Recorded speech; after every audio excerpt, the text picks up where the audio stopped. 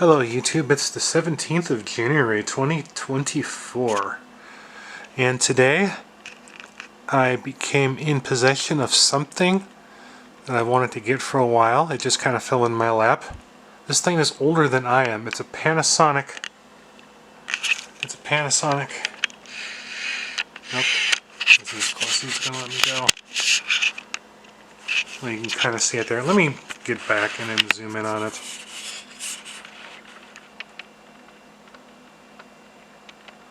Panasonic WV-3800 video camera. This is a Vidicon style of video camera, and it was made in April of 1979. It does have the electronic viewfinder for it, but it does not work. There is actually a pretty simple problem with it that I need to fix, but I have to get some desoldering tools. Okay, so this is the electronic viewfinder that came with the camera. It is working, but as you can see, this ribbon cable here, it was starting to break off, and it was causing the viewfinder to not work. And so I can just get some tools off of Amazon, and I can replace that, or at least repair it, or do something to get it to replace it. But yeah, this viewfinder does work. But the most important thing though is that the camera itself actually fully works. And I don't have a power supply for the camera, so I'm just powering it using a power cord that came with it and an AT power supply that came with it. And I can turn this on. I've got some hard drives on it just for load, because these old power supplies need load in order to put out voltage. And then here are all the controls on the back. And if I just do this,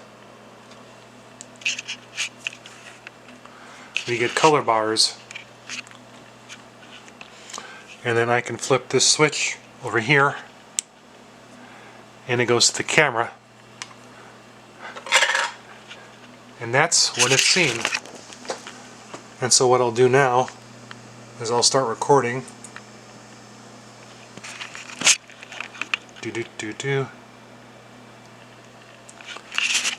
we're going to switch over to see what this camera is currently seeing right now. And I'm just going to set this down so that I can talk and get audio, because I don't have a microphone for it.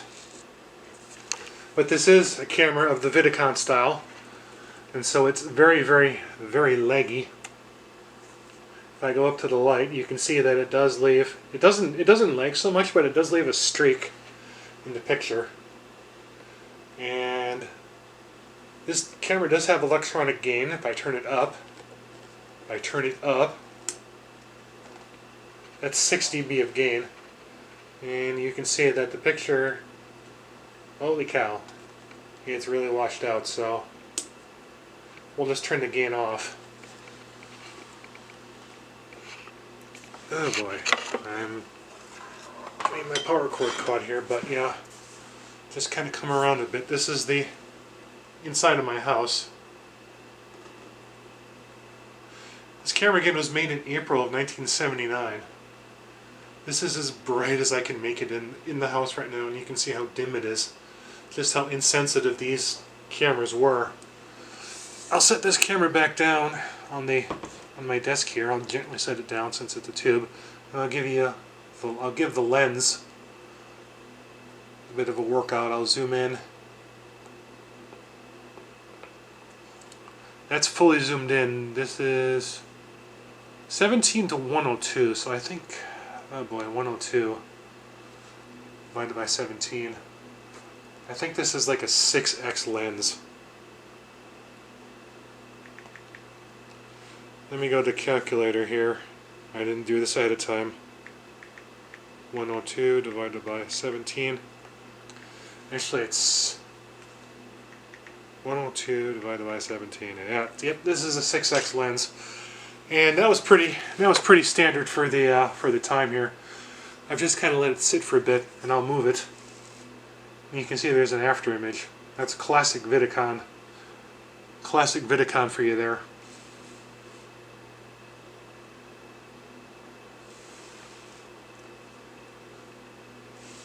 And you're seeing the video recording directly out, going into a capture card that I have.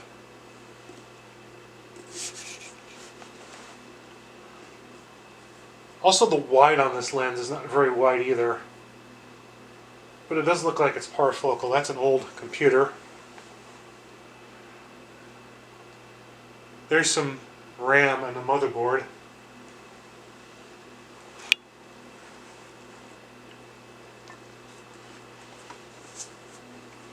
And this is under a lot of light. This lens doesn't even have a macro function on it. If I go up, this is that computer power supply. MOD on this lens is really far out too. But this was like what technology was back in 1979. So, like, we're spoiled today here. Also, the Vidicon tube, it has that classic green when it overloads. This does have an auto iris lens on it too. If I snap, there's a button on the lens, and if I kind of just ease my way up into it, you see the lens, you see the iris will react. And then there's the light that's illuminating my desk. And again, you got that classic Vidicon lag and burn. And that light that I'm streaking, and you're seeing the purple splotches, that's not very bright at all. That's actually pointed the other way. So I will kind of set this down.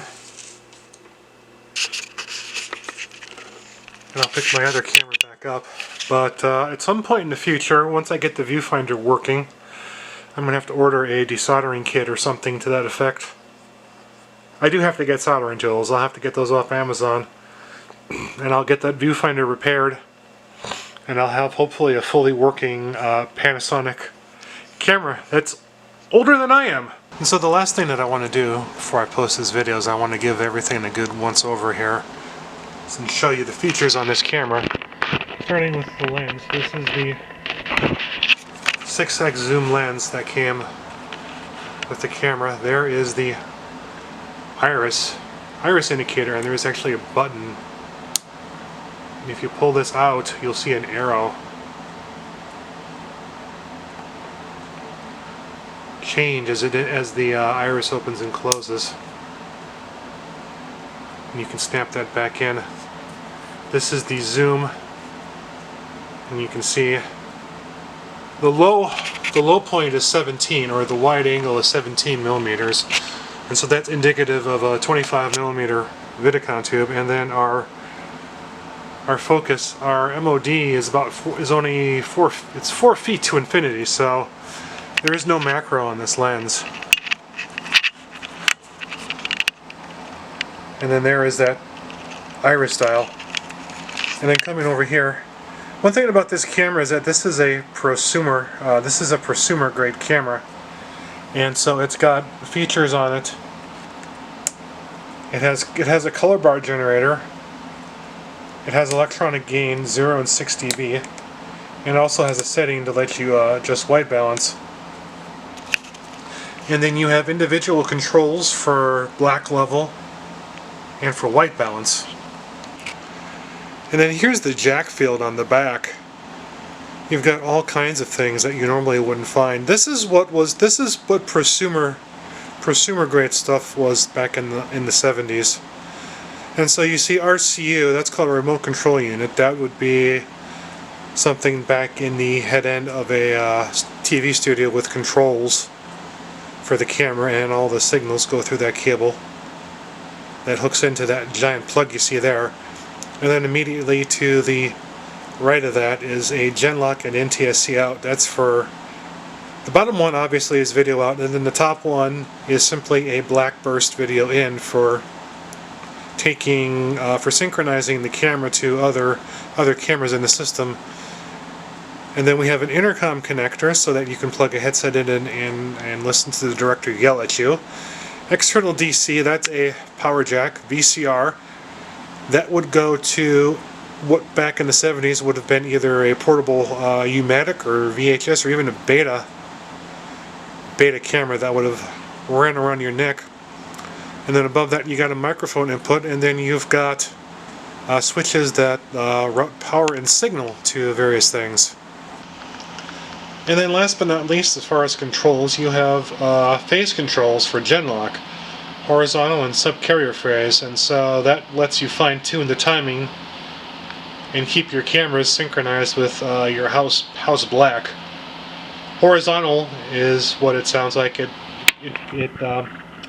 adjusts the horizontal timing, the horizontal sync pulse of the signal in respect to the timing that it's getting from the Genlock in. And then subcarrier phase controls the color phase so that you can dissolve cameras and have the colors stay the same and not fade or go wonky or do stupid things that you don't want them to do. And then believe it or not, because this is a prosumer level camera, it is designed for ease of service and maintenance.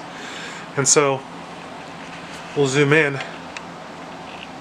There's our Vidicon tube in its shielding and all of its drive electronics.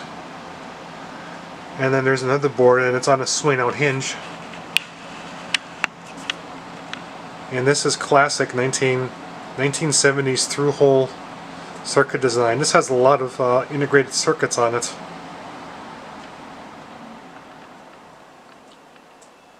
A lot of things that you can adjust.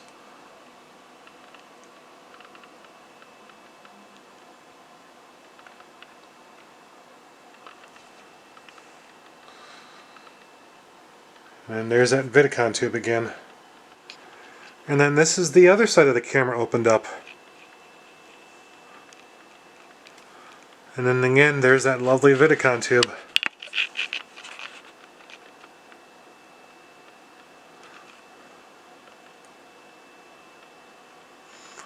Lots and lots of things to adjust on. And then something you did not get on consumer level stuff back in the 70s or even the 80s or even today was a color filter wheel.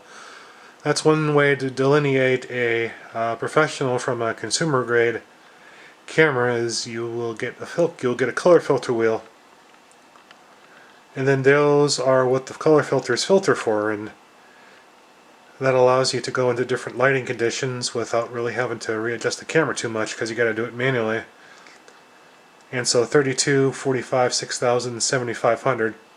So 32 would be an indoor setting like right here, 4500 would be fluorescent, 6000 plus ND would be outside in bright sunlight, and 7500K would be for sunset. And once I get this done, you just spin the dial and the filter locks into place. So yeah, thanks for watching this video, and please like, comment, and subscribe, and hopefully I'll be making some more videos with this camera.